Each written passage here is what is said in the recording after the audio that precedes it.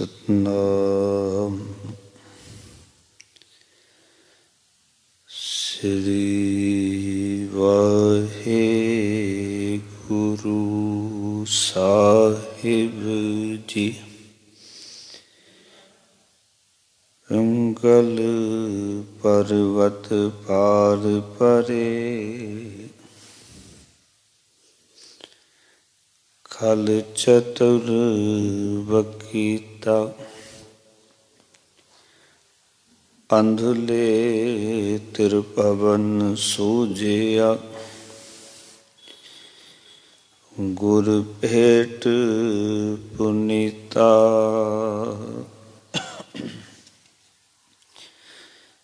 ਮਹਿਮਾ ਸਾਧੂ ਸੰਗ ਕੀ, ਸੁਨੋ ਮੇਰੇ ਮੀਤਾ। ਮੈਲ ਖੋਈ ਕੋਟ ਅਗਹਰੇ, ਨਿਰਮਲ ਭੈ ਚੀਤਾ। ਮੈਲ ਖੋਈ ਕੋਟ ਅਗਹਰੇ, ਨਿਰਮਲ ਭੈ ਚੀਤਾ। ਹਰਿ ਦਾ ਸੋਈ ਸਰਵਰ ਢੂੰਡ ਲਹੋ, ਜਿੱਥੋਂ ਲੱਭੀ ਵਥ। ਛੱਪੜ ਢੂੰਡੈ ਕਿਆ ਹੋਵੈ, ਚਿੱਕੜ ਡੁਬੈ ਹੱਥ। ਹਰਿ ਦਾ ਨੰਢੀ ਕੰਤ ਨਾ ਰਾਵਿਓ, ਵੱਡੀ ਥੀ ਮੁਆਸ। ਤਨ ਕੁਕੇਂਦੀ ਗੌਰ ਮੈਂ, ਤੈਸੈ ਨਾ ਮਿਲਿਆਸ। ਹਰਿ ਦਾ ਸਿਰ ਭਲਿਆ,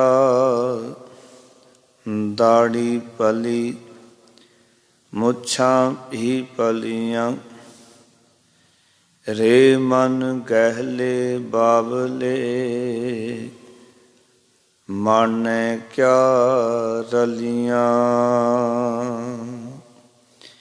ਰੇ ਮਨ ਗਹਿਲੇ ਬਾਵਲੇ, ਮਾਨੈ ਕਿਆ ਰਲੀਆਂ। ਵਾਹਿਗੁਰੂ ਜੀ ਕਾ ਖਾਲਸਾ, ਵਾਹਿਗੁਰੂ ਜੀ ਕੀ ਫਤਿਹ। ਜੁਗਹੁ ਜੁਗ ਅਟਲ, ਸ਼ਬਦ ਗੁਰੂ ਵਾਣੀ ਕੇ ਬੋਹਿਤ। ਪਰਥਕ ਹਰ ਧੰਨ ਧੰਨ ਸਾਹਿਬ ਸ੍ਰੀ ਗੁਰੂ ਗ੍ਰੰਥ ਸਾਹਿਬ ਮਹਾਰਾਜ ਜੀ ਦੀ ਪਾਵਨ ਪਵਿੱਤਰ ਗੋਦ ਵਿੱਚ ਜੁੜ ਬੈਠੇ ਸਤਸੰਗੀ ਜਨੋ ਅਤੇ ਗੁਰੂ ਘਰ ਦੇ ਨਾਲ ਘਰਾਂ ਦੇ ਵਿੱਚ ਬੈਠ ਕੇ ਅਸਥਾਨ 'ਤੇ ਜੋ ਪ੍ਰੋਗਰਾਮ ਲਾਈਵ ਕੀਤਾ ਜਾਂਦਾ ਉਸਦੇ ਮਾਧਿਅਮ ਰਾਹੀਂ ਗੁਰੂ ਘਰ ਦਾ ਜੋ ਪ੍ਰੋਗਰਾਮ ਪ੍ਰਸਾਰਿਤ ਕੀਤਾ ਜਾ ਰਿਹਾ ਹੈ, ਆਪ ਜੀ ਬੜੇ ਪਿਆਰ ਨਾਲ ਸਰਵਣ ਕਰਕੇ ਆਪਣੇ ਜੀਵਨ ਨੂੰ ਗੁਰੂ ਦੇ ਬਚਨਾਂ ਰਾਹੀਂ ਘੜਨ ਦਾ ਯਤਨ ਪਏ ਕਰਦੇ ਹੋ। ਸੋ ਜਿਹੜੇ ਵੀ ਪ੍ਰੇਮੀ ਸ਼ਬਦ ਨਾਲ ਜੁੜ ਕੇ ਆਪਣੇ ਜੀਵਨ ਨੂੰ ਘੜਦੇ ਹਨ, ਉਹ ਸਾਰੇ ਵੱਡੇ ਭਾਗਾਂ ਵਾਲੇ ਹਨ। ਆਓ ਬਾਬਾ ਫਰੀਦ ਜੀ ਦੀ ਪਾਵਨ ਪਵਿੱਤਰ ਵਿਚਾਰ ਦੇ ਅਧੀਨ ਹੁਣ ਤੱਕ 52 ਸ਼ਲੋਕਾਂ ਦੀ ਵਿਚਾਰ ਸਰਵਣ ਕੀਤੀ ਹੈ। ਅੱਜ 53 ਨੰਬਰ ਸ਼ਲੋਕ ਤੋਂ ਮੂਲ ਪਾਠ ਕੀਤਾ ਹੈ। 3 ਸ਼ਲੋਕਾਂ ਦਾ ਪਾਠ ਆਪ ਸੰਗਤਾਂ ਦੇ ਨਾਲ ਸਾਂਝਾ ਕੀਤਾ ਹੈ ਮੰਗਲਾਚਰਨ ਰੂਪ ਵਿੱਚ। ਆਓ ਇਹਨਾਂ ਪਾਵਨ ਸ਼ਲੋਕਾਂ ਦੀ ਵਿਚਾਰ ਨਾਲ ਜੁੜਦੇ ਹਾਂ। ਮਨੋਵਿਰਤੀਆਂ ਇਕਾਗਰ ਕਰੋ, ਪ੍ਰੇਮ ਸਹਿਤ ਆਖੋ ਜੀ ਸਤਨਾਮ ਸ੍ਰੀ ਵਾਹਿਗੁਰੂ ਸਾਹਿਬ ਜੀ। ਕਰੋ ਕਿਰਪਾ ਸਤਨਾਮ ਸ੍ਰੀ ਵਾਹਿਗੁਰੂ ਸਾਹਿਬ ਜੀ। ਬਾਬਾ ਫਰੀਦ ਜੀ ਨੇ ਮਨੁੱਖ ਨੂੰ ਪ੍ਰੇਰਨਾ ਕੀਤੀ ਹੈ ਕਿ ਉਹ ਸੋਹਣਾ ਤਲਾਬ, ਉਹ ਸੋਹਣਾ ਸਰੋਵਰ ਲੱਭ ਜਿਸ ਸਰੋਵਰ ਦੇ ਵਿੱਚੋਂ ਨਾਮ ਰੂਪੀ ਕੀਮਤੀ ਮੋਤੀ ਮਿਲ ਪਏ, ਜਿਸ ਸਰੋਵਰ ਵਿੱਚੋਂ ਤੈਨੂੰ ਨਾਮ ਦੀ ਪ੍ਰਾਪਤੀ ਹੋਵੇ, ਜਿੱਥੋਂ ਤੈਨੂੰ ਉਹ ਵਸਤ ਲੱਭ ਪਏ ਜਿਹੜੀ ਵਸਤ ਤੇਰੇ ਕੰਮ ਆਉਣ ਵਾਲੀ ਹੈ, ਜਿਹੜੀ ਵਸਤ ਇਸ ਸੰਸਾਰ ਵਿੱਚ, ਇਸ ਲੋਕ ਦੇ ਵਿੱਚ ਵੀ ਆਨੰਦ ਦਿੰਦੀ ਹੈ ਤੇ ਪਰਲੋਕ ਦੇ ਵਿੱਚ ਵੀ ਮਦਦਗਾਰ ਬਣਦੀ ਹੈ। ਇਸ ਕਰਕੇ ਉਹ ਨਾਮ ਰੂਪੀ ਮੋਤੀ ਲੱਭਣ ਵਾਸਤੇ ਉਹ ਸਰੋਵਰ ਲੱਭ ਲੈ, ਉਹ ਸਮੁੰਦਰ ਲੱਭ ਲੈ ਜਿਸ ਦੇ ਵਿੱਚੋਂ ਤੈਨੂੰ ਇਹ ਵਸਤ ਪ੍ਰਾਪਤ ਹੋ ਸਕੇ। ਖਿਆਲ ਕਰਨਾ, ਨਾਮ ਰੂਪੀ ਜਿਹੜਾ ਮੋਤੀ ਹੈ ਉਹ ਤਾਂ ਕੇਵਲ ਸਮੁੰਦਰ ਦੇ ਵਿੱਚੋਂ ਹੀ ਲੱਭੇਗਾ। ਆਮ ਛੋਟੇ ਮੋਟੇ ਛੱਪੜਾਂ ਦੇ ਵਿੱਚ ਪਾਣੀ ਤੇ ਮਿਲ ਸਕਦਾ ਹੈ, ਹੋ ਸਕਦਾ ਹੈ ਉਹ ਪਾਣੀ ਪਿਆਸ ਵੀ ਬੁਝਾ ਦੇ, ਪਰ ਸੱਚ ਇਹ ਹੈ ਉੱਥੇ ਮਨੁੱਖ ਦੇ ਹੱਥ ਚਿੱਕੜ ਵਿੱਚ ਹੀ ਡੁੱਬਦੇ ਹਨ। ਆਓ ਕਿ ਉਹ ਦਰਗਾਹੀ ਸਮੁੰਦਰ, ਉਹ ਸਤਸੰਗਤ ਰੂਪੀ ਸਰੋਵਰ ਲੱਭ ਲੈ ਜਿਸ ਸਰੋਵਰ ਦੇ ਵਿੱਚੋਂ ਚੁੱਭੀ ਮਾਰ ਕੇ ਤੈਨੂੰ ਨਾਮ ਰਤਨ ਪ੍ਰਾਪਤ ਹੋ ਜਾਣ। ਤੇ ਉਸ ਨੂੰ ਗੁਰੂ ਨਾਨਕ ਪਿਤਾ ਨੇ ਜ਼ਿਕਰ ਕੀਤਾ ਹੈ, ਗੁਰ ਸਾਗਰ ਨੀ ਭਰਪੂਰੇ ਅੰਮ੍ਰਿਤ ਸੰਤ ਚੁਗੈ ਨਹੀਂ ਦੂਰੇ। ਉਹ ਗੁਰੂ ਰੂਪੀ ਸਰੋਵਰ ਹੈ ਜਿਹੜਾ ਰਤਨਾਂ ਦੇ ਨਾਲ ਨਕੋ ਨਕ ਭਰਿਆ ਹੋਇਆ ਹੈ। ਸੰਤ ਜਨ ਗੁਰਮੁਖ ਜਿਹੜੇ ਨੇ ਉਸ ਸਰੋਵਰ ਦੇ ਵਿੱਚੋਂ ਫਿਰ ਨਾਮ ਦਾ ਮੋਤੀ ਲੱਭਦੇ ਨੇ। ਸੰਸਾਰ ਦੇ ਵਿੱਚ ਮਨੁੱਖ ਸਭ ਤੋਂ ਵੱਧ ਡੋਲਦਾ ਹੈ। ਇਸ ਕਰਕੇ ਇਸ ਸੰਸਾਰ ਦੀਆਂ ਵਿਸ ਗੰਦਲਾਂ ਨੂੰ ਇਕੱਠੀਆਂ ਕਰਨ ਵਾਸਤੇ ਮਨੁੱਖ ਦੀ ਥਾਂ ਥਾਂ ਭਟਕਦਾ ਹੈ, ਕਦੀ ਕਿਸੇ ਪਾਸੇ, ਕਦੀ ਕਿਤੇ ਪਾਸੇ। ਔਰ ਖਿਆਲ ਕਰਨਾ, ਹੋ ਸਕਦਾ ਹੈ ਇਹ ਸੰਸਾਰ ਦੇ ਵਿੱਚ ਜਿਹੜੇ ਛੋਟੇ ਛੋਟੇ ਛੱਪਰ ਨੇ ਜਾਂ ਸਤਸੰਗਤ ਤੋਂ ਬਿਨਾਂ ਹੋਰ ਕਿਸੇ ਥਾਂ ਤੇ ਮਨੁੱਖ ਜਾ ਰਿਹਾ ਹੈ, ਹੋ ਸਕਦਾ ਸੰਸਾਰੀ ਵਸਤੂਆਂ ਤੇ ਮਿਲ ਜਾਣ, ਪਰ ਉਹਨਾਂ ਛੱਪੜਾਂ ਦੇ ਵਿੱਚੋਂ ਨਾਮ ਨਹੀਂ ਮਿਲਣਾ। ਨਾਮ ਕੇਵਲ ਸਤਸੰਗਤ ਰੂਪੀ ਸਰੋਵਰ ਵਿੱਚ, ਖੁਦਾਈ ਸਰੋਵਰ ਵਿੱਚੋਂ ਹੀ ਲੱਭੇਗਾ। ਬਾਬਾ ਫਰੀਦ ਜੀ ਕਹਿੰਦੇ ਇਸ ਕਰਕੇ ਉਹੀ ਸਰੋਵਰ ਲੱਭ ਜਿਸ ਦੇ ਵਿੱਚੋਂ ਨਾਮ ਦੀ ਪ੍ਰਾਪਤੀ ਹੋਣੀ ਹੈ। ਜਿਸ ਤਰ੍ਹਾਂ ਛੋਟੇ ਮੋਟੇ ਸਰੋਵਰ ਵੀ ਮਨੁੱਖ ਸਕਦੇ ਨੇ, ਦੇਵੀ ਦੇਵਤੇ ਹੋਰ ਇਹ ਵੀ ਮਨੁੱਖ ਦੀ ਕੋਈ ਕਰ ਸਕਦੇ ਹਨ, ਪਰ ਨਾਮ ਦੀ ਦਾਤ ਕੇਵਲ ਤਾਂ ਸੰਗਤ ਵਿੱਚੋਂ ਪ੍ਰਾਪਤ ਹੋਣੀ ਹੈ, ਦਰਗਾਹੀ ਸਰੋਵਰ ਵਿੱਚੋਂ ਮਿਲਣੀ ਹੈ। ਇਸ ਕਰਕੇ ਉਸ ਸਰੋਵਰ ਨੂੰ ਲੱਭ ਜਿਸ ਦੇ ਵਿੱਚੋਂ ਤੈਨੂੰ ਨਾਮ ਦੀ ਦਾਤ ਮਿਲ ਸਕੇ, ਨਾਮ ਦਾ ਸੁੱਚਾ ਮੋਤੀ ਮਿਲ ਸਕੇ। ਔਰ ਸੱਚ ਜਾਣਨਾ, इस सरोवर दे विचों ही, इस सागर दे विचों ही जो गुरु रूपी सागर है, ये रत्ना नाल भरपूर है। इत्थे ही वो नाम की दात मिलेगी। कबीर साहब भी आखते ने, कबीर समुद्र ना छोड़िए जो अत खारो होए। कबीर साहब जी आखते ने, हे संसार दे समुंदर नूं ना छड्डिए, भावें वो अत दा खारा क्यों ना होवे। पोखर पोखर टूण भलो न कहे कोई। छोटे छोटे निक्के निक्के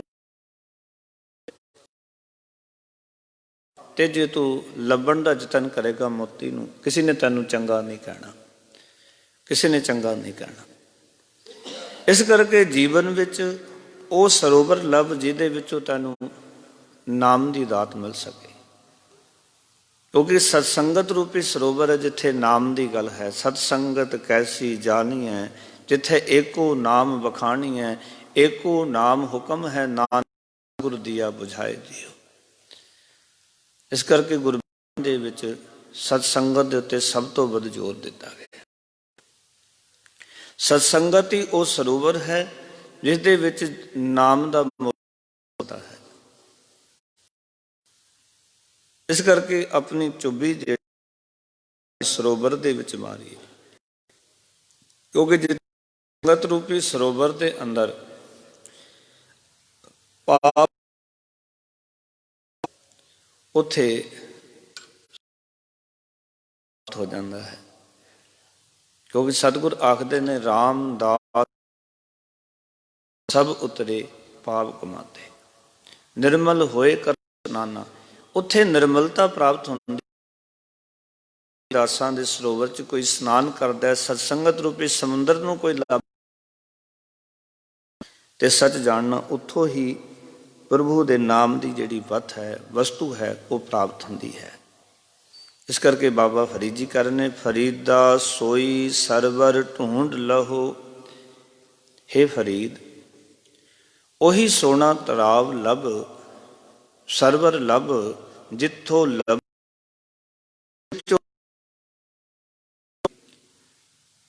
ਨਾਮ ਰੂਪੀ ਮੋਤੀ ਜਿਸ ਦੇ ਵਿੱਚੋਂ ਮਿਲ ਪਏ। ਉਸ ਸਮੁੰਦਰ ਨੂੰ ਲੱਭ, ਉਸ ਸਤਸੰਗਤ ਰੂਪੀ ਸਾਗਰ ਨੂੰ ਲੱਭ ਜਿਹਦੇ ਵਿੱਚ ਨਾਮ ਦੀ ਪ੍ਰਾਪਤੀ ਹੋਵੇ।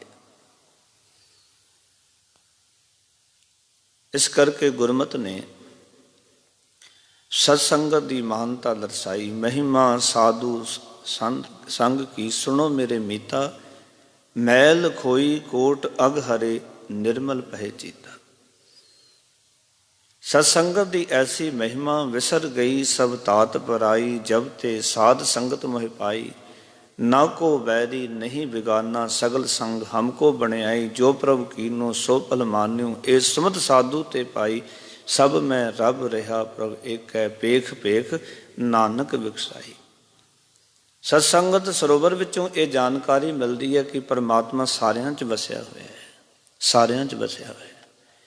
ਔਰ ਜਿਹੜਾ ਉਸ ਨੂੰ ਵੇਖਦਾ ਹੈ ਉਹ ਮਨੁੱਖ ਫਿਰ ਪ੍ਰਸੰਨ ਹੁੰਦਾ ਹੈ, ਉਸ ਨੂੰ ਖੁਸ਼ੀ ਹੁੰਦੀ ਹੈ। ਇਸ ਕਰਕੇ ਸਤਿਗੁਰ ਕਹਿੰਦੇ, ਉਸ ਸਰੋਵਰ ਨੂੰ ਲੱਭ ਜਿਸ ਦੇ ਵਿੱਚ ਤੈਨੂੰ ਅਸਲ ਚੀਜ਼ ਪ੍ਰਾਪਤ ਹੋ ਜਾਏ। ਕਿਉਂਕਿ ਜੇ ਉਸ ਸਰੋਵਰ ਨੂੰ ਛੱਡ ਦਿੰਦਾ, ਸਤਸੰਗਤ ਨੂੰ ਛੱਡ ਦਿੰਦਾ। ਇੱਕ ਹੋਰ ਦਾਸ ਬੇਨਤੀ ਕਰੇ, ਸਤਸੰਗਤ ਰੂਪੀ ਜਿਵੇਂ ਸਮੁੰਦਰ ਖਾਰਾ ਹੁੰਦਾ ਹੈ, ਸਤਸੰਗਤ ਸੱਚ ਦੀ ਸੰਗਤ ਵੀ ਖਾਰੀ ਕਹੀ ਕਬੀਰ ਸਾਹਿਬ ਨੇ। ਸਮੁੰਦਰ ਵਿੱਚ ਜਿਵੇਂ ਖਾਰਾਪਣ ਹੈ, ਇਸ ਤਰ੍ਹਾਂ ਕਈ ਵਾਰੀ ਮਨੁੱਖ ਨੂੰ ਖਾਰਾ ਲੱਗਦਾ ਹੈ, ਕੋੜਾ ਲੱਗਦਾ ਹੈ। ਸੱਚ ਸੁਣਨਾ ਇਤਨਾ ਸੌਖਾ ਨਹੀਂ ਹੈ, ਸੱਚ ਦੀ ਸੰਗਤ ਕਰਨੀ ਇਤਨੀ ਸੌਖੀ ਨਹੀਂ ਹੈ। ਮਨੁੱਖ ਦਿਨ ਰਾਤ ਕਰ ਸਕਦਾ ਹੈ, ਹਰ ਵੇਲੇ ਸਕਦਾ ਹੈ, ਪੂਰੀ ਜ਼ਿੰਦਗੀ ਕਰ ਸਕਦਾ ਹੈ, ਪਰ ਸੱਚ ਦਾ ਸੰਗੀ ਬਣਨਾ ਬੜਾ ਔਖਾ ਹੈ। ਕਿਉਂਕਿ ਸੱਚ ਅੰਦਰ ਨੂੰ, ਸੱਚ ਮਨੁੱਖ ਦੀ ਅਸਲੀਅਤ ਨੂੰ ਦਰਸਾਉਂਦਾ ਹੈ। ਤੇ ਜਿਹੜਾ ਝੂਠ ਹੈ ਜੀਵਨ ਵਿੱਚ, ਉਹ ਪਿਆਰ ਵਾਲਿਓ ਸੱਚ ਜਾਣਨਾ, ਉਹ ਮਨੁੱਖ ਦੀ ਵਡਿਆਈ ਕਰਦਾ, ਖਾਮੀਆਂ ਦੱਸਦਾ। ਇੱਥੇ ਵੱਡੀ ਕਿ ਜਿੱਥੇ ਮਨੁੱਖ ਇਹ ਬੜਾ ਪ੍ਰਸੰਨ ਹੁੰਦਾ, ਪਰ ਜਿੱਥੇ ਮਨੁੱਖ ਦੀ ਖਾਮੀ, ਗਲਤੀ, ਕਮੀ ਦੱਸੀ ਜਾਏ ਉੱਥੇ ਮਨੁੱਖ ਦਾ ਮਨ ਛੇਤੀ ਕਰਕੇ ਟਿਕਦਾ ਨਹੀਂ। ਕਿਉਂਕਿ ਮਨੁੱਖ ਦੀ ਇੱਕ ਅੰਦਰ ਦੀ ਬਿਰਤੀ ਹੈ, ਇਹ ਆਪਣੀ ਵਡਿਆਈ ਚਾਹੁੰਦਾ ਹੈ, ਵਡਿਆਈ ਚਾਹੁੰਦਾ ਹੈ। ਪਰ ਸੱਚ ਦੇ ਸੰਗਤ ਦੇ ਅੰਦਰ, ਸੱਚ ਦੀ ਸੰਗਤ ਵਿੱਚ ਮਨੁੱਖ ਦੇ ਔਗੁਣ ਦੱਸੇ ਜਾਂਦੇ ਨੇ। ਸੱਚ ਦੀ ਸੰਗਤ ਮਨੁੱਖ ਨੂੰ ਅੰਦਰੋਂ ਦਿਖਾਉਂਦੀ ਹੈ ਤੂੰ ਕੀ ਹੈ, ਤੇ ਝੂਠ ਦੀ ਸੰਗਤ ਮਨੁੱਖ ਨੂੰ ਆਪਣੇ ਅੰਦਰ ਤੱਕ ਕਦੀ ਜਾਣ ਹੀ ਨਹੀਂ ਦਿੰਦੀ। ਕਿਉਂਕਿ ਝੂਠ ਦੀ ਸੰਗਤ ਮਨੁੱਖ ਦੀ ਉਪਮਾ ਕਰਦੀ ਹੈ, ਤੂੰ ਬੜਾ ਸੋਹਣਾ ਹੈ, ਤੂੰ ਬੜਾ ਚੰਗਾ ਹੈ, ਤੇਰੇ ਵਿੱਚ ਬੜੇ ਗੁਣ ਨੇ। ਔਰ ਜਦੋਂ ਤੱਕ ਮਨੁੱਖ ਨੂੰ ਆਪਣੇ ਅੰਦਰ ਦਾ ਦ੍ਰਿਸ਼ ਨਾ ਨਜ਼ਰ ਆਵੇ, ਮਨੁੱਖ ਕਦੀ ਚੰਗੇ ਰਸਤੇ ਤੇ ਨਹੀਂ ਪੈਂਦਾ। ਸੰਸਾਰ ਦੇ ਵਿੱਚ ਤੁਸੀਂ ਧਿਆਨ ਨਾਲ ਤੱਕੋ, ਤੁਹਾਡੀ ਉਪਮਾ ਕਰਨ ਵਾਲੇ, ਤੁਹਾਨੂੰ ਚੰਗਾ ਕਹਿਣ ਵਾਲੇ ਬਹੁਤ ਮਿਲ ਜਾਣਗੇ, ਪਰ ਬਿਰਲੇ ਬਿਰਲੇ ਹੁੰਦੇ ਨੇ ਜਿਹੜੇ ਤੁਹਾਡੇ ਔਗੁਣ ਨੂੰ, ਤੁਹਾਡੀ ਕਮੀ ਨੂੰ ਦੱਸ ਦੇਣ ਵੀ ਇਹ ਤੇਰੇ ਵਿੱਚ ਕਮੀ ਹੈ, ਇਹ ਤੇਰੇ ਵਿੱਚ ਔਗੁਣ ਹੈ। ਕਿਉਂਕਿ ਜਿਹੜਾ ਔਗੁਣ ਦੱਸਣ ਵਾਲਾ ਹੋਏਗਾ, ਅਸਲ ਵਿੱਚ ਗੁਰਬਾਣੀ ਨੇ ਉਸ ਨੂੰ ਮਿੱਤਰ ਕਿਹਾ। ਜਿਹੜਾ ਕਿ ਗੁਣ ਦੱਸੇ ਨਾ ਵੀ ਤੇਰੇ ਵਿੱਚ ਇਹ ਗੁਣ ਹੈ, ਤੇਰੇ ਵਿੱਚ ਇਹ ਗੁਣ ਹੈ, ਉਹ ਤੇਰਾ ਦੁਸ਼ਮਣ ਹੈ। ਕਿਉਂਕਿ ਗੁਣ ਹੈ, ਉਹ ਗੁਣ ਅੰਦਰ ਅਹੰਕਾਰ ਨੂੰ ਜਨਮ ਦੇਗਾ, ਮਾਣ ਨੂੰ ਜਨਮ ਦੇਗਾ। ਪਰ ਜਦੋਂ ਕੋਈ ਔਗੁਣ ਦੱਸੇਗਾ ਤੇ ਔਗੁਣ ਅਹੰਕਾਰ ਨੂੰ ਤੋੜੇਗਾ ਵੀ ਮੇਰੇ ਵਿੱਚ ਇਹ ਵੀ ਬੁਰਾਈ ਹੈ, ਮੇਰੇ ਵਿੱਚ ਇਹ ਵੀ ਬੁਰਾਈ ਹੈ, ਮੇਰੇ ਵਿੱਚ ਇਹ ਵੀ ਔਗੁਣ ਹੈ। ਭਾਵੇਂ ਉਹ ਤੈਨੂੰ ਮਾੜਾ ਲੱਗੇਗਾ, ਤੈਨੂੰ ਬੁਰਾ ਲੱਗੇਗਾ, ਪਰ ਅਸਲ ਵਿੱਚ ਉਹ ਤੇਰਾ ਮਿੱਤਰ ਹੈ। ਉਹ ਮਿੱਤਰ ਕਦੀ ਨਹੀਂ ਹੋ ਸਕਦਾ ਜਿਹੜਾ ਤੇਰੀ ਵਡਿਆਈਆਂ ਕਰੇ ਕੇਵਲ। ਕਿਉਂਕਿ ਵਡਿਆਈ ਸੁਣ ਕੇ ਮਨੁੱਖ ਇੱਕ ਦਿਨ ਪੂਰਨ ਤੌਰ ਤੋਂ ਮਾੜਾ ਹੋ ਜਾਂਦਾ ਹੈ, ਪਰ ਆਪਣੀ ਵਡਿਆਈ ਸੁਣ ਕੇ ਮਨੁੱਖ ਪੂਰਨ ਤੌਰ ਤੋਂ ਇੱਕ ਦਿਨ ਸੱਚਾ, ਸੁੱਚਾ ਤੇ ਪਵਿੱਤਰ ਹੋ ਜਾਂਦਾ ਹੈ। ਇਸ ਕਰਕੇ ਕਬੀਰ ਸਾਹਿਬ ਨੇ ਕਿਹਾ ਸੀ, ਨਿੰਦੋ ਨਿੰਦੋ ਮੋਕੋ ਲੋਗ ਨਿੰਦੋ, ਨਿੰਦਾ ਜਨ ਕੋ ਖਰੀ ਪਿਆਰੀ, ਨਿੰਦਾ ਬਾਪ ਨਿੰਦਾ ਮਹਿਤਾਰੀ। ਬਸ ਉਹ ਸਰੋਵਰ ਲੱਭ ਲਓ ਜਿੱਥੋਂ ਕਿ ਨਾਮ ਦੀ ਵਥ ਲੱਭਣੀ ਹੈ। ਤੇ ਨਾਮ ਦੀ ਦਥ ਏਦਾਂ, ਨਾਮ ਐਵੇਂ ਪ੍ਰਾਪਤ ਨਹੀਂ ਹੋਣਾ ਜਿਵੇਂ ਸਮੁੰਦਰ ਦੇ ਕਿਨਾਰੇ ਤੇ ਜਾਇਆ ਸਿੱਪੀਆਂ ਮਿਲ ਜਾਣਗੀਆਂ। ਤੇ ਖਿਆਲ ਕਰਨਾ, ਸੱਚ ਦੀ ਸੰਗਤ ਵਿੱਚ ਜਾਇਆ ਜਿੰਨਾ ਚਿਰ ਅਸੀਂ ਉਸ ਸੰਗਤ ਦੇ ਨਾਲ ਜੁੜ ਕੇ ਡੂੰਘੇ ਨਹੀਂ ਹੋ ਜਾਂਦੇ, ਉਨਾ ਚਿਰ ਅਸੀਂ ਸੱਚ ਦੇ ਨੇੜੇ ਨਹੀਂ ਹੋ ਪਾਉਂਦੇ, ਉਹ ਨਾਮ ਦਾ ਮੋਤੀ ਨਹੀਂ ਲੱਭ ਪਾਉਂਦੇ। ਕਬੀਰ ਸਾਹਿਬ ਇੱਥੇ ਕਹਿ ਰਹੇ ਨੇ ਕਿ ਉਸ ਸਤਸੰਗਤ ਰੂਪੀ ਸਰੋਵਰ ਨੂੰ, ਤਲਾਬ ਨੂੰ ਲੱਭ, ਜਿਸ ਵਿੱਚੋਂ ਅਸਲ ਚੀਜ਼ ਜਿਹੜੀ ਹੈ ਉਹ ਤੈਨੂੰ ਮਿਲ ਪਏ। ਪਰ ਦੂਜੇ ਪਾਸੇ ਛੱਪੜ ਢੂੰਡੈ ਕਿਆ ਹੋਵੇ, ਭਾਲਦਿਆਂ ਕੁਛ ਨਹੀਂ ਮਿਲਦਾ, ਕੋਈ ਮੋਤੀ ਨਹੀਂ ਮਿਲਣਾ। ਆਓ ਕਿ ਦਰਗਾਹੀ ਸਰੋਵਰ ਨੂੰ ਛੱਡ ਕੇ, ਸਤਸੰਗਤ ਰੂਪੀ ਸਰੋਵਰ ਨੂੰ ਛੱਡ ਕੇ ਤੂੰ ਦੇਵੀ ਦੇਵਤੇ ਹੋਰ ਜਿਤਨੇ ਵੀ ਪੀਰ ਫਕੀਰ, ਬਾਬਾ ਫਰੀਦ ਜੀ ਕਹਿ ਰਹੇ ਨੇ ਕਿ ਉਹਨਾਂ ਦੇ ਕੋਲ ਜਾਣਾ। ਉਹ ਛੱਪੜ ਦੀ ਨਿਆਈ ਦੱਸ ਰਹੇ ਨੇ ਬਾਬਾ ਫਰੀਦ ਜੀ, ਵੀ ਉਹ ਛੱਪੜ ਦੀ ਨਿਆਈ ਨੇ ਇੱਕ ਦਰਗਾਹੀ ਸਮੁੰਦਰ, ਦਰਗਾਹੀ ਸਰੋਵਰ, ਸਤਸੰਗਤ ਰੂਪੀ ਸਰੋਵਰ, ਉਸ ਦੇ ਵਿੱਚੋਂ ਤੈਨੂੰ ਵਥ ਲੱਭੇਗੀ। ਪਰ ਇਹਨਾਂ ਦੇ ਕੋਲ ਹੋ ਸਕਦਾ ਹੈ ਜਿਵੇਂ ਇੱਕ ਤਲਾਬ ਕੋਲ ਵੀ ਜਾਇਆ ਕਈ ਵਾਰੀ ਪਿਆਸ ਬੁਝਾ ਦਿੰਦਾ ਹੈ, ਕਈ ਵਾਰੀ ਦੇਵੀ ਦੇਵਤਿਆਂ ਦੀ ਸਨ ਵਿੱਚ ਜਾਇਆ ਸੰਸਾਰ ਦੀਆਂ ਕੁਝ ਚੀਜ਼ਾਂ ਹੋ ਸਕਦਾ ਤੈਨੂੰ ਮਿਲ ਜਾਣ, ਪਰ ਤੇਰੇ ਅੰਦਰ ਨਾਮ ਦਾ ਮੋਤੀ ਉੱਥੋਂ ਪ੍ਰਗਟ ਨਹੀਂ ਹੋਣਾ। ਪਰ ਇਹ ਮਨੁੱਖ ਜਿਹੜਾ ਵਿਸ ਗੰਦਲਾਂ ਦੇ ਮਗਰ ਦੌੜ ਰਿਹਾ, ਇਹ ਸਰੋਵਰ ਤੇ ਜਾ ਕੇ ਖੁਸ਼ ਨਹੀਂ ਹੈ ਨਾਮ ਰੂਪੀ, ਸਗੋਂ ਇਹ ਛੋਟੇ ਛੋਟੇ ਛੱਪੜਾਂ ਤੇ ਜਾ ਕੇ ਖੁਸ਼ ਹੋ ਜਾਂਦਾ ਹੈ। ਉੱਥੇ ਤੱਕ ਹੀ ਮਨੁੱਖ ਦੀ ਸੁਰਤ ਰੁਕ ਜਾਂਦੀ ਹੈ, ਉੱਥੇ ਤੱਕ ਹੀ ਮਨੁੱਖ ਰੁਕ ਜਾਂਦਾ ਹੈ ਔਰ ਅੱਗੇ ਨਹੀਂ ਜਾ ਪਾਉਂਦਾ। ਇਸ ਕਰਕੇ ਬਾਬਾ ਫਰੀਦ ਜੀ ਕਹਿੰਦੇ, ਛੱਪੜ ਢੂੰਡੈ ਕਿਆ ਹੋਵੇ, ਚਿੱਕੜ ਡੁੱਬੈ ਹੱਥ। ਛੱਪੜ ਭਾਲਿਆਂ ਕੁਛ ਨਹੀਂ ਮਿਲਦਾ, ਉੱਥੇ ਤਾਂ ਚਿੱਕੜ ਵਿੱਚ ਹੀ ਹੱਥ ਡੁੱਬਦਾ ਹੈ। ਉੱਥੇ ਮਾਇਆ ਦਾ ਅਸਰ ਹੈ, ਮਾਇਆ ਦਾ ਪ੍ਰਭਾਵ ਹੈ। ਚਿੱਕੜ ਦਾ ਅਰਥ ਇੱਥੇ ਮਾਇਆ। ਆਓ ਕਿ ਮਨੁੱਖ ਜਦੋਂ ਸੱਚ ਰੂਪੀ ਸਰੋਵਰ ਨੂੰ ਛੱਡ ਕਿਸੇ ਹੋਰ ਪਾਸੇ ਜਾਂਦਾ ਹੈ, ਮਨੁੱਖ ਦੀ ਅੱਜ ਦੌੜ ਪਦਾਰਥਾਂ ਦੀ ਦੌੜ ਹੈ, ਮਾਫ ਕਰਨਾ, परमात्मा दी नहीं है।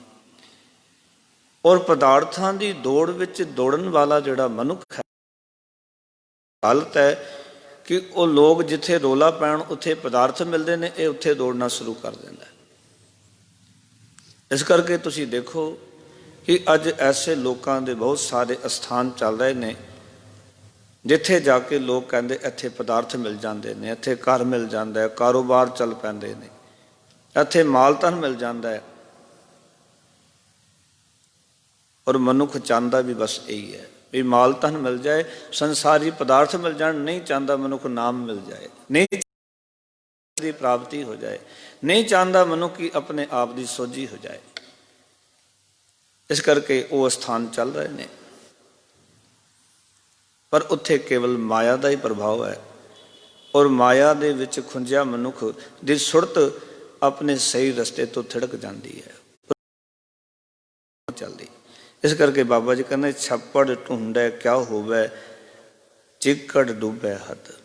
छप्पड़ पालिया कुछ नहीं मिलता, उत्थे तो चिक्कड़ विच ही हथ डुबदा है। फिर कहते फरीदा नंडी कंत ना रावियो, वड्डी थी मोए आस, कुकेंदी गोर में तैसे ना मिले आस। बाबा फरीद जी कहने लगे, हे फरीद, नंढी कंत ना रावियो। नंढी का अर्थ होंदा जवान। जिस जवान जीव इस्त्री ने परमात्मा पति नूं नहीं माणिया, परमात्मा दे नाल साझ नहीं बनी जवानी दे विच।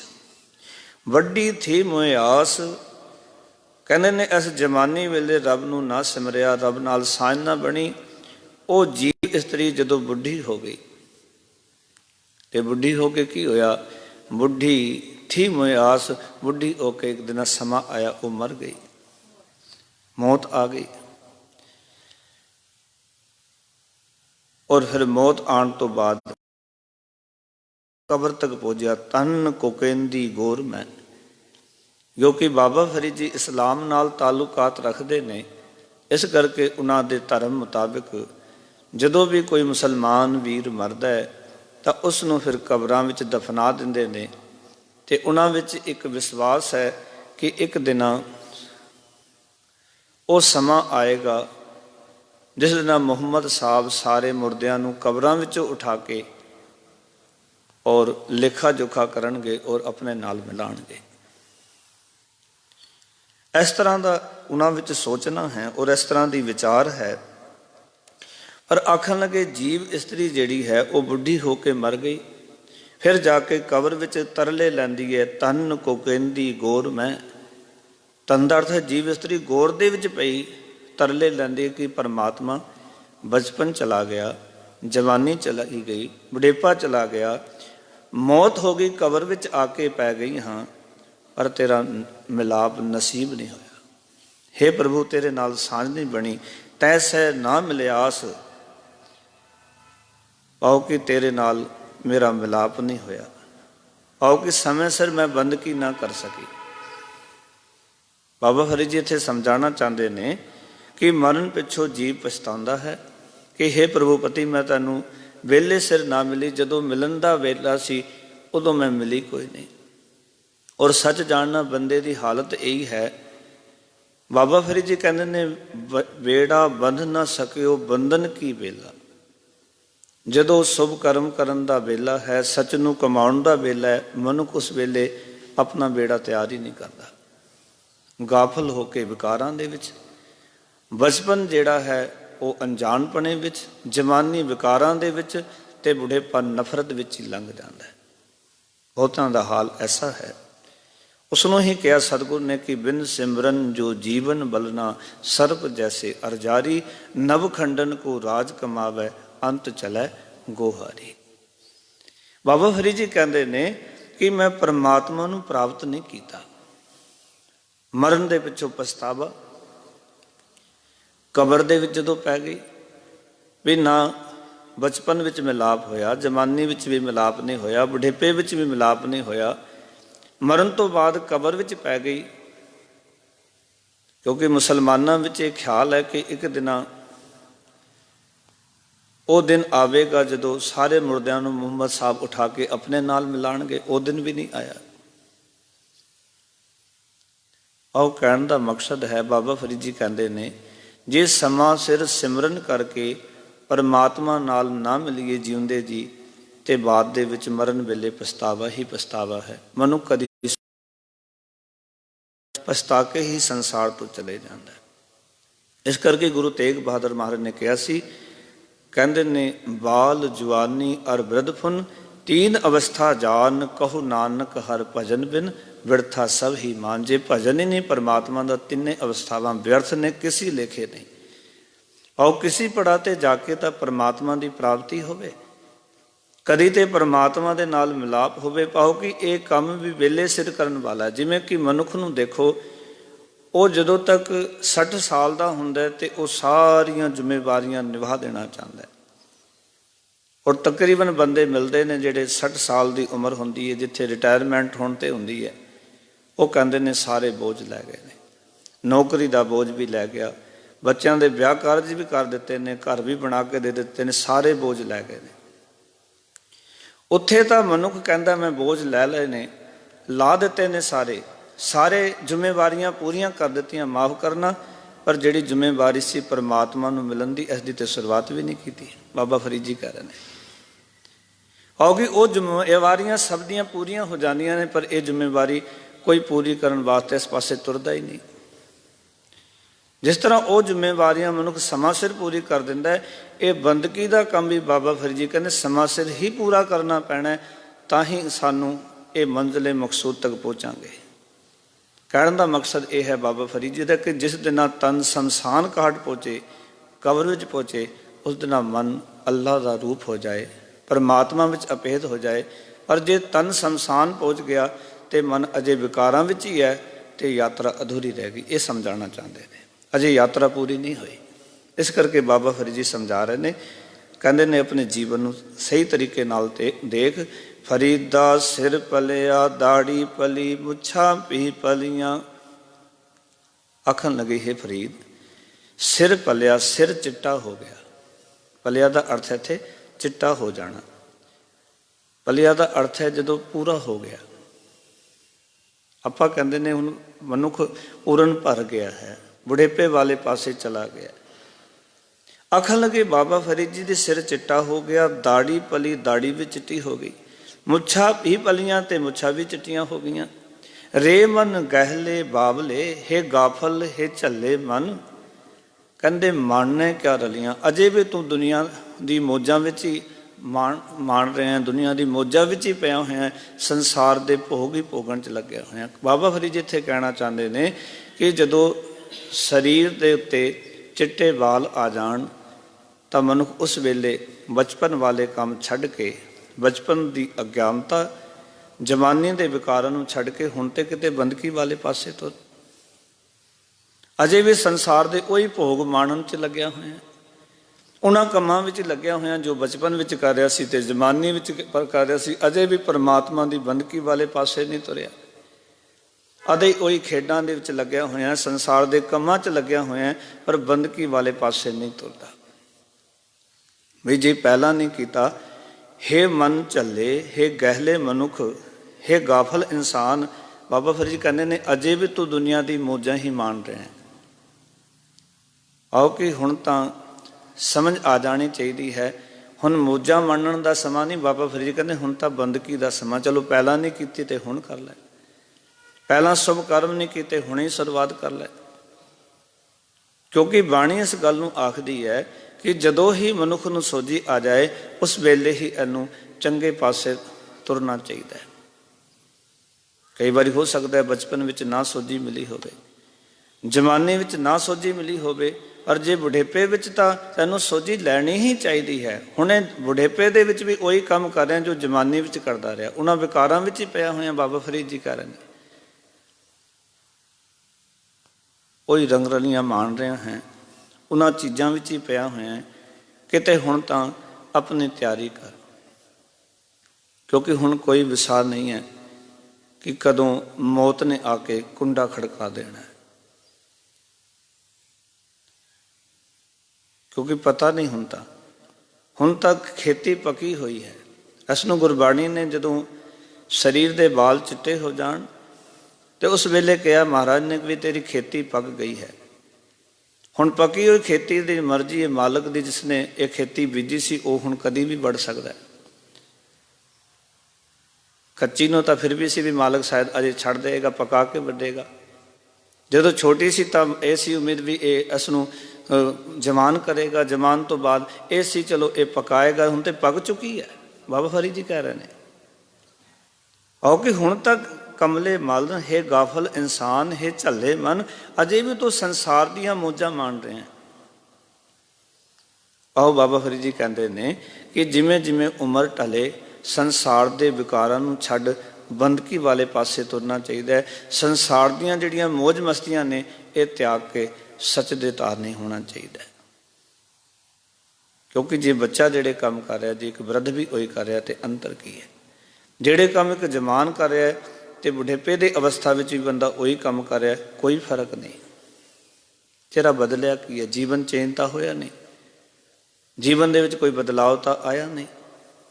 ਔਰ ਬਾਣੀ ਆਖਦੀ ਹੈ ਕਿ ਮਨੁੱਖ ਨੂੰ ਆਪਣਾ ਆਪ ਬਦਲਣਾ ਚਾਹੀਦਾ ਹੈ, ਆਪਣਾ ਆਪ ਸਵਾਰਨਾ ਚਾਹੀਦਾ ਹੈ। ਕਿਉਂਕਿ ਆਪ ਸਵਾਰੈ ਮੈਂ ਮਿਲਾਂ, ਮੈਂ ਮਿਲਿਆ ਸੁਖ ਹੋਏ, ਫਰੀਦਾ ਜੇ ਤੂੰ ਮੇਰਾ ਹੋਏ ਰਹਿ, ਸਭ ਜਗ ਤੇਰਾ ਹੋਏ। ਸੋ ਬਾਬਾ ਫਰੀਦ ਜੀ ਇਸ ਗੱਲ ਤੋਂ ਜ਼ੋਰ ਦੇ ਰਹੇ ਨੇ ਥੇ ਕਿ ਸਾਨੂੰ ਆਪਣੇ ਜੀਵਨ ਦੇ ਅੰਦਰ ਬਦਲਾਅ ਕਰਨਾ ਚਾਹੀਦਾ ਹੈ। ਆਪਣੇ ਇਸ ਗਾਫਲ ਤੇ ਕਮਲੇ ਮਨ ਨੂੰ ਸਮਝਾਉਣਾ ਚਾਹੀਦਾ ਹੈ ਕਿ ਹੁਣ ਇਸ ਸਰੀਰ ਦੇ ਵਿੱਚ ਜ਼ਿਆਦਾ ਜਾਨ ਨਹੀਂ ਰਹੀ, ਸਰੀਰ ਵਿੱਚ ਹੁਣ ਤਾਕਤ ਨਹੀਂ ਰਹੀ। ਜਿਤਨਾ ਸਮਾਂ ਹੈ ਉਹ ਬੰਦਗੀ ਵਿੱਚ ਲਾ ਕੇ ਆਪਣੀ ਮੰਜ਼ਿਲ ਪੂਰੀ ਕਰ ਲੈ। ਥੱਕਿਆ ਹੋਇਆ ਮਨੁੱਖ ਬੜਾ ਔਖਾ ਹੈ ਉਸਦੇ ਵਾਸਤੇ ਤੁਰਨਾ। ਮਨੁੱਖ ਨੇ ਜਦੋਂ ਸ਼ੁਰੂਆਤ ਕੀਤੀ ਹੋਵੇ ਨਾ ਆਪਣੀ ਮੰਜ਼ਿਲ ਦੀ ਤਾਂ ਉਸਦੇ ਕਦਮ ਬੜੇ ਸੌਖੇ ਉੱਠਦੇ ਨੇ, ਪਰ ਜਦੋਂ ਚਲਦੇ ਚਲਦੇ ਮੰਜ਼ਿਲ ਨੇੜੇ ਆਉਣ ਨੂੰ ਹੁੰਦੀ ਹੈ ਉਸ ਵੇਲੇ ਕਦਮ ਰੁਕ ਜਾਂਦੇ ਨੇ, ਥੱਕ ਜਾਂਦੇ ਨੇ। ਫਿਰ ਤਾਂ ਜੋ ਥੋੜਾ ਪੈਂਡਾ ਵੀ ਰਹਿ ਗਿਆ, 2 ਕਦਮ ਵੀ ਤੁਰਨਾ ਪਿਆ ਤਾਂ ਬੜਾ ਔਖਾ ਹੋ ਜਾਂਦਾ। ਜੋ ਜ਼ਿਕਰ ਬਾਬਾ ਫਰੀਦ ਜੀ ਪਹਿਲਾਂ ਕਰਕੇ ਆਏ ਨੇ ਨਾ, ਕਹਿੰਦੇ ਕਦੀ ਜਵਾਨੀ ਸੀ ਤੇ ਮੈਂ ਵੱਡੇ ਵੱਡੇ ਪਹਾੜ ਗਾ ਕੇ ਆ ਜਾਂਦਾ ਸੀ, ਤੇ ਹੁਣ ਮੇਰੇ ਕੋਲ ਪਿਆ ਹੋਇਆ ਇਹ ਲੋਟਾ ਜਿਹੜਾ ਉਹ ਵੀ ਲੱਗਦਾ ਜਿਵੇਂ 100 ਕੋਤੇ, ਕਿਉਂਕਿ ਹੁਣ ਇਤਨਾ ਵਡੇਪਾ ਆ ਗਿਆ। ਪਾਣੀ ਦਾ ਗਲਾਸ ਨਾਲ ਪਿਆ ਪਰ ਸਰੀਰ ਉੱਠਣ ਜੋਗਾ ਨਹੀਂ ਰਿਹਾ, ਸ਼ਕਤੀ ਨਹੀਂ ਰਹੀ, ਜਾਨ ਨਹੀਂ ਰਹੀ। ਤੇ ਉਹ ਗਲਾਸ ਪਾਣੀ ਵੀ ਇਸ ਤਰ੍ਹਾਂ ਜਿਵੇਂ ਕਿ 100 ਮੀਲ ਤੋਂ ਪਿਆ ਹੋਵੇ, ਕਿਉਂਕਿ ਸਰੀਰ 'ਚ ਹੁਣ ਜਾਨ ਖਤਮ ਹੋ ਗਈ ਹੈ, ਤਾਕਤ ਨਹੀਂ ਰਹੀ। ਉਸ ਅਵਸਥਾ ਵਿੱਚ ਬੰਦਗੀ ਕਰਨੀ ਬੜੀ ਔਖੀ ਹੈ। ਬਾਬਾ ਫਰੀਦ ਜੀ ਕਹਿੰਦੇ ਨੇ ਇਸ ਕਰਕੇ ਅਜੇ ਵੀ ਤੂੰ ਉੱਠ ਕੇ ਔਰ ਸੱਚ ਦੇ ਮਾਰਗ ਦੇ ਵਿਚਾਰ ਕਰ ਅਤੇ ਆਪਣੇ ਜੀਵਨ ਦੀ ਸੱਚਾਈ ਨੂੰ ਸਮਝ। ਕਹਿਣ ਦਾ ਮਕਸਦ ਹੈ ਕਿ ਮੌਤ ਨੂੰ ਚੇਤੇ ਕਰ ਲੈ, ਕਿਉਂਕਿ ਜਿਸ ਨਾਲ ਮੌਤ ਚੇਤੇ ਆਵੇਗੀ ਅਸਲ ਦੇ ਵਿੱਚ ਕਾਲ ਚੇਤੇ ਆਣਾ ਹੀ ਅਕਾਲ ਨੂੰ ਚੇਤੇ ਕਰਾਉਂਦਾ। ਜਿਹਨੂੰ ਆਪਣਾ ਕਾਲ ਚੇਤੇ ਆ ਗਿਆ ਉਹਨਾਂ ਨੂੰ ਅਕਾਲ ਚੇਤੇ ਆ ਗਿਆ। ਪਰ ਜੇ ਕਾਲ ਹੀ ਚੇਤੇ ਨਹੀਂ, ਜੇ ਮੌਤ ਹੀ ਚੇਤੇ ਨਹੀਂ, ਅਕਾਲ ਚੇਤੇ ਨਹੀਂ ਆ ਸਕਦਾ। ਇਸ ਕਰਕੇ ਬਾਣੀ ਨੇ ਜ਼ਿਆਦਾਤਰ ਗੱਲ ਆਖੀ ਕਿ ਮੌਤ ਨੂੰ ਚੇਤੇ ਕਰ, ਪਹਿਲਾ ਮਰਨ ਕਬੂਲ, ਜੀਵਨ ਕੀ ਛੱਡ ਆਸ, ਹੋਂ ਸਭਨਾ ਕੀ ਰੇਣਕਾ ਤੋ आओ हमारे पास, जो तो प्रेम खिलन का चाओ, सिर धर तली गली मेरी आओ, इत मार्ग पैर तरीजै सिर दीजै, कारणा कीजै कबीर। सब आखदे ने कहंदे मरण तो नहीं डरना, क्योंकि जे मनुख नूं मौत चेते नहीं ਉਹ ਪਰਮਾਤਮਾ ਬੰਦਗੀ ਵਾਲੇ ਪਾਸੇ ਨਹੀਂ ਤੁਰਦਾ। ਅਸਲ ਵਿੱਚ ਮੌਤ ਹੀ ਹੈ ਜਿਹੜੀ ਰੱਬ ਦੇ ਮਾਰਗ ਤੇ ਬੰਦੇ ਨੂੰ ਤੋੜਦੀ ਹੈ। ਕਾਲ ਹੀ ਅਕਾਲ ਤੱਕ ਪਹੁੰਚਾਉਂਦਾ ਹੈ। ਜਿਹਨੂੰ ਕਾਲ ਚੇਤੇ ਆ ਗਿਆ ਨਾ ਉਸ ਨੂੰ ਅਕਾਲ ਚੇਤੇ ਆਵੇਗਾ। ਪਰ ਜੇ ਕਾਲ ਚੇਤੇ ਨਹੀਂ ਆਇਆ, ਗੁਰੂ ਨਾਨਕ ਪਾਤਸ਼ਾਹ ਆਖਦੇ ਨੇ ਮਨੁੱਖ ਦੀ ਹਾਲਤ ਹੈ ਕਿ ਉਸਦਾ ਜੀਵਨ ਤਰਕਾਰ ਦੇ ਜੋਗੇ। ਇੱਕ ਵਚਨ ਕਹਿ ਕੇ ਸਮਾਪਤੀ ਕਰਾਂ। ਗੁਰੂ ਨਾਨਕ ਪਾਤਸ਼ਾਹ ਆਖਦੇ ਨੇ ਖਾਣਾ ਪੀਣਾ ਹੱਸਣਾ ਸੋਣਾ ਵਿਸਰ ਗਿਆ ਹੈ ਮਰਨਾ, ਖਸਮ ਵਿਸਾਰ ਖੁਆਰੀ ਕੀਰਨੀ, ਤਰਗ ਜੀਵਨ ਨਹੀਂ ਰਹਿਣਾ। ਮਨੁੱਖ ਨੂੰ ਕੁਛ ਭੁੱਲਿਆ ਤੇ ਇੱਕੋ ਚੀਜ਼ ਹੈ, ਉਹ ਹੈ ਮੌਤ ਭੁੱਲੀ ਹੋਈ। ਬਾਕੀ ਗੁਰੂ ਨਾਨਕ ਪਾਤਸ਼ਾਹ ਕਹਿੰਦੇ ਇਹਨੂੰ ਖਾਣਾ ਕੀ ਹੈ, ਕਈ ਵਾਰੀ ਜੋ ਨਹੀਂ ਖਾਣਾ ਉਹ ਵੀ ਖਾ ਲੈਂਦਾ। ਪੀਣਾ ਕੀ ਹੈ ਇਹ ਵੀ ਚੇਤੇ, ਜੋ ਨਹੀਂ ਪੀਣਾ ਕਈ ਵਾਰੀ ਬੰਦਾ ਉਹ ਵੀ ਪੀ ਲੈਂਦਾ ਹੈ, ਕਿਉਂਕਿ ਮੌਤ ਹੀ ਚੇਤੇ ਨਹੀਂ। ਇਸ ਕਰਕੇ ਕਿੱਥੇ ਸੋਣਾ ਹੈ ਇਸ ਨੂੰ ਉਹ ਵੀ ਚੇਤੇ, ਕਿੱਥੇ ਹੱਸਣਾ ਹੈ ਉਹ ਵੀ ਬੰਦੇ ਨੂੰ ਚੇਤੇ ਹੈ। ਮਨੁੱਖ ਨੂੰ ਪਤਾ ਹੈ ਕਿ ਹੱਸਣਾ ਕਿੱਥੇ ਹੈ, ਗਮਗੀਨ ਕਿੱਥੇ ਹੋਣਾ ਹੈ, ਕਿੱਥੇ ਦੰਦ ਕੱਢਣੇ ਨੇ ਤੇ ਕਿੱਥੇ ਚੁੱਪ ਬੈਠਣਾ। ਬੰਦੇ ਨੂੰ ਜਾਣਕਾਰੀ ਪਰ ਸਭ ਕੁਝ ਚੇਤੇ ਹੈ, ਤੇ ਗੁਰੂ ਨਾਨਕ ਪਾਤਸ਼ਾਹ ਕਹਿੰਦੇ ਵਿਸਰ ਗਿਆ ਹੈ ਮਰਨਾ ਮਨੁੱਖ ਨੂੰ ਮੌਤ ਹੀ ਭੁੱਲੀ ਹੈ ਕੇਵਲ। ਤੇ ਮਹਾਰਾਜ ਮੌਤ ਭੁੱਲ ਗਈ ਤੇ ਹੋਰ ਕੀ ਹੋਇਆ? ਆਖਣ ਲੱਗੇ ਖਸਮ ਵਿਸਾਰ ਖੁਆਰੀ ਕੀਨੀ। ਮੌਤ ਭੁੱਲਣ ਦੇ ਨਾਲ ਖਸਮ ਜੀ ਭੁੱਲ ਗਏ ਨੇ ਤੇ ਬੰਦਾ ਖੁਆਰ ਹੁੰਦਾ ਹੈ। ਖਸਮ ਵਿਸਾਰ ਖੁਆਰੀ ਕੀਨੀ ਤਰਗ ਜੀਵਨ ਨਹੀਂ ਰਹਿਣਾ। ਫਿਰ ਜੀਵਨ ਤਰਕਾਰ ਦੇ ਯੋਗ ਹੈ, ਸੰਸਾਰ 'ਚ ਰਹਿਣਾ ਫਿਰ ਵੀ ਨਹੀਂ। ਪ੍ਰਾਣੀ ਏਕੋ ਨਾਮ ਧਿਆਵੋ ਆਪਣੀ ਪਤ ਸੇਤੀ ਘਰ ਜਾਵੋ। ਸਤਿਗੁਰ ਕਹਿੰਦੇ ਨਾਮ ਨੂੰ ਧਿਆ ਲੈ, ਇੱਜ਼ਤ ਨਾਲ ਸੰਸਾਰ ਤੋਂ ਰੁਖਸਤ ਹੋ ਜਾਏਗਾ, ਇੱਜ਼ਤ ਨਾਲ ਸੰਸਾਰ ਤੋਂ ਚਲਾ ਜਾਏਗਾ। ਪਰ ਜੇ ਗਾਫਲਤਾ ਦੇ ਵਿੱਚ ਰਿਹਾ ਤੇ ਸੰਸਾਰ ਦੇ ਵਿੱਚ ਤਿਰਸਕਾਰ ਤੋਂ ਬਿਨਾਂ ਹੋਰ ਪੱਲੇ ਕੁਛ ਨਹੀਂ ਪੈਣਾ। ਕਿਉਂਕਿ ਜੇਤਾ ਮੋਹ ਪ੍ਰੀਤ ਸਵਾਦ ਸਭਾ ਕਾਲਕ ਦਾਗਾਂ ਦਾਗ। ਦਾਗ ਦੋਸ ਮੋਹ ਚਲਿਆ ਲਾਏ ਦਰਗਾਹ ਵੈਸਨ ਨਾਹੀਂ ਜਾਏ। ਵਾਹਿਗੁਰੂ ਦੇ ਘਰ ਵਿੱਚ ਤੈਨੂੰ ਥਾਂ ਨਹੀਂ ਮਿਲਦੀ। ਬਾਬਾ ਫਰੀਦ ਜੀ ਇੱਥੇ ਸਮਝਾਉਣਾ ਚਾਹੁੰਦੇ ਨੇ ਭਾਈ ਕਿ ਤੂੰ ਸੁਚੇਤ ਹੋ, ਇੱਕ ਇੱਕ ਪਲ ਕਰਕੇ ਤੇਰੀ ਜ਼ਿੰਦਗੀ ਜਿਹੜੀ ਹੈ ਉਹ ਗੁਜ਼ਰਦੀ ਜਾ ਰਹੀ ਹੈ ਔਰ ਗਾਫਲਤਾ ਦੇ ਵਿੱਚ ਰਹੇ ਸਵਾਸਾਂ ਨੂੰ ਨਾ ਗਵਾ। ਸੁਚੇਤ ਹੋ ਕੇ ਜਿਤਨੇ ਵੀ ਰਹਿੰਦੇ ਸਵਾਸ ਨੇ ਉਹਨਾਂ ਨਾਲ ਬੰਦਗੀ ਕਰਕੇ ਖੁਦਾ ਦੇ ਬੂਹੇ ਦੇ ਵਿੱਚ ਕਬੂਲ ਹੋਣ ਜੋਗਾ ਹੋ। ਇਹ ਸਰੀਰ ਸ਼ਮਸ਼ਾਨ ਘਾਟ 'ਤੇ ਪਹੁੰਚੇ, ਤੂੰ ਖੁਦਾ ਦੇ ਘਾਟ 'ਤੇ ਪਹੁੰਚ ਜਾਏ, ਰੱਬ ਦੇ ਦੁਆਰ 'ਤੇ ਪਹੁੰਚ ਜਾਏ, ਤੇਰੀ ਯਾਤਰਾ ਸਫਲੀ ਹੋ ਜਾਏਗੀ। ਔਰ ਸੱਚ ਜਾਣਨਾ ਜਿਨ੍ਹਾਂ ਦੀ ਯਾਤਰਾ ਸਫਲੀ ਹੋ ਗਈ ਉਹਨਾਂ ਦਾ ਜਨਮ ਸਫਲਾ, ਉਹਨਾਂ ਦੀ ਮੌਤ ਸਫਲੀ, ਉਹਨਾਂ ਦਾ ਮਨੁੱਖਾ ਜਨਮ ਸਫਲਾ। ਫਿਰ ਕਹਿ ਸਕਾਂਗੇ ਕਿ ਇਹ ਲੋਕ ਸੁਖੀਏ ਪਰ ਲੋਕ ਸਵੇਲੇ ਨਾਨਕ ਹਰਿ ਭਉ ਆਪੇ ਮਿਲੇ। ਇਤਨੇ ਬਚਨ ਪ੍ਰਵਾਨ ਫਤਿਹ ਦੀ ਸਾਨ ਕਰੋ। ਆਖੋ ਜੀ ਵਾਹਿਗੁਰੂ ਜੀ ਕਾ ਖਾਲਸਾ ਵਾਹਿਗੁਰੂ ਜੀ ਕੀ ਫਤਿਹ। ਵਾਹਿਗੁਰੂ ਸਾਹਿਬ ਜੀ। ਗਿਆਨ ਧਰਮ ਨ ਜਾਣਾ ਸਾਰ ਨ ਜਾਣਾ ਤੇਰੀ।